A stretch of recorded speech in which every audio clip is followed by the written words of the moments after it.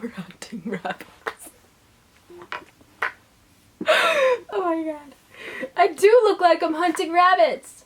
Oh, I do. Today we're talking about zombies and emotion and writing and zombie emotions in writing. Are you ready? When I was really sick earlier this year, and by sick I mean pretty much bedridden, I spent the better part of a week watching that one episode of The Walking Dead where Rick and Michonne got together and reading articles and blog posts about the same. I had a very, very bad headache the majority of that week, but that scene was a pretty good pain reliever. However, when I was searching for fan fiction in the depths of my obsession, I discovered two things. One, there wasn't a lot of fan fiction for that couple, though the number was steadily increasing.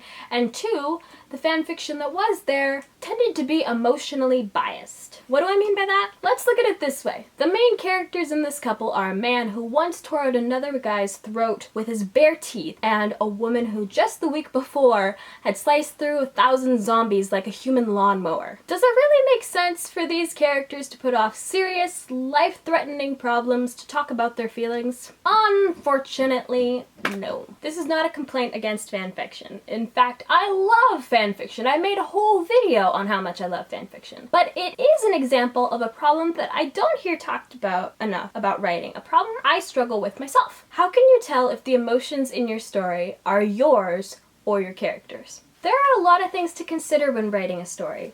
In a romance or contemporary novel, talking about your relationship and change after a romantic encounter, that makes sense. In a different genre, emotions can literally be zombies. They can suck the life right out of your story. I am a very empathetic, emotional person. I have cried over dead zombies on this very show. I get very deeply attached to fictional characters. My main character, however, she's not as emotional as I am. Several times now I've had to completely rewrite scenes because I wrote them the way I would respond to them instead of how she would respond to them. The interesting thing about television that novel writers aren't as fortunate to have is that sometimes your character, or more technically the actor playing your character, can tell you when you're wrong. At the end of that episode I was discussing, Rick and Michonne are interrupted from their post-wow nap by Jesus himself, which, you know, that sentence alone should be enough to sell you on the show. Anyways, they confront him wearing nothing but their favorite weapons. The script actually argued for them to cover up, but both actors campaigned for the nude shot, saying that it wasn't like their characters to be modest in the face of danger. That isn't to say there's not a time for emotions. If we continue with this zombie analogy,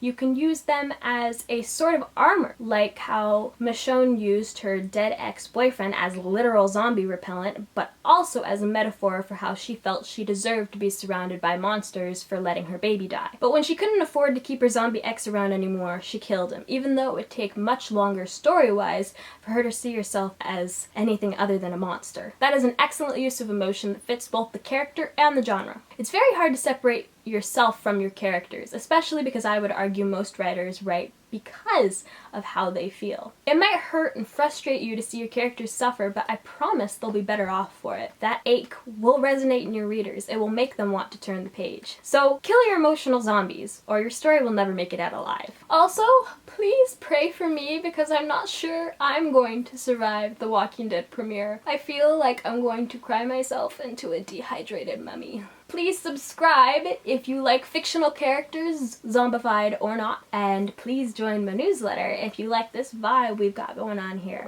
My newsletter friends get all my news first.